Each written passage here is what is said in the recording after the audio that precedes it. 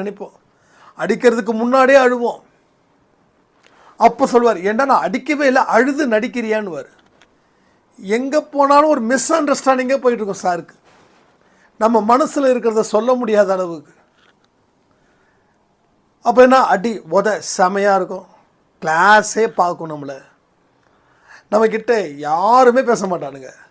அவன் மூணு பேராக சேர்ந்து பேசுவானுங்க. அவனுங்க வேறு ஏதோ பேசுவானுங்க. நாம் நம்மளை தான் பேசுகிறாங்க நாம் நினைப்போம். அடுத்த நாள் ஸ்கூலுக்கு லீவை போட்டுருவோம். அதுக்கு அடுத்த நாள் தான் ஃப்ரீயாக வருவோம். ஏன்னா அடித்த அடி வலி ப்ளஸ் அவமானம் எல்லாம். இப்போது இது ஒரு போர்ஷன். இப்போ யாருமே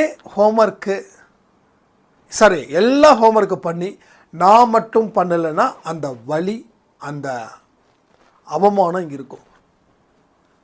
அப்போ பிரச்சனையும் அப்படி தான். இந்த ப்ராப்ளம் எனக்கு மட்டும்தான் இருக்குது, மற்றவர்களுக்கு அனைவரும் சந்தோஷமாக இருக்கிறாங்க அப்படின்னு நினைக்கும் போது அந்த வலி நமக்கு அதிகரிக்கும். இப்போ ரெண்டாவது போர்ஷன் பார்க்கலாமா? ஃபஸ்ட்டு போர்ஷன் பார்த்த மாதிரி அந்த ஸ்டூடெண்ட்டை பார்த்த மாதிரி ரெண்டாவது போர்ஷன். இப்போ அதே பையன் மறுபடியும் ஒரு நாள் கிளாஸில் யாரெல்லாம் ஹோம்ஒர்க்கு முடிக்கலை அப்படின்னும் போது கிளாஸே கை தூக்குது. அப்போ இந்த பையனுக்கு அவ்வளவோ சந்தோஷம். என்னன்னா எல்லாருமே முடிக்கலை, யாரும் முடிக்கலை, அதனால் பிரச்சனை இல்லை. அப்போது அன்னைக்கு மாட்டினதால சாரை அடித்து தள்ளினார். இன்றைக்கி ஒட்டுமொத்த கிளாஸே கையை தூக்குது. அப்போ சாரால் அடிக்க முடியுமா? ஆளுக்கு ஒரு அடி கிடைக்கும், இல்லை 2 அடி கிடைக்கும். 30 பேர் அடித்தா அவருக்கு கை வலிக்கும். இல்லைன்னா என்ன பண்ணுவார், 10 தோப்புக்கான போட சொல்லுவார். ஏதாவது இவன் காதை அவன் பிடி, அவன் காதை இவன் பிடின்னு.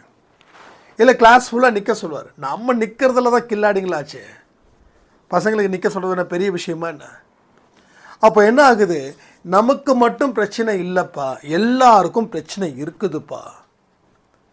ஆனால் அந்த பிரச்சனையை வச்சு எப்படி முன்னேறி வராங்கன்றதை மட்டும் நம்ம பார்க்கணுன்னு ஒரு அசாத்திய திறமை, ஒரு அசாத்திய செய்தி ஒன்று சேரும்.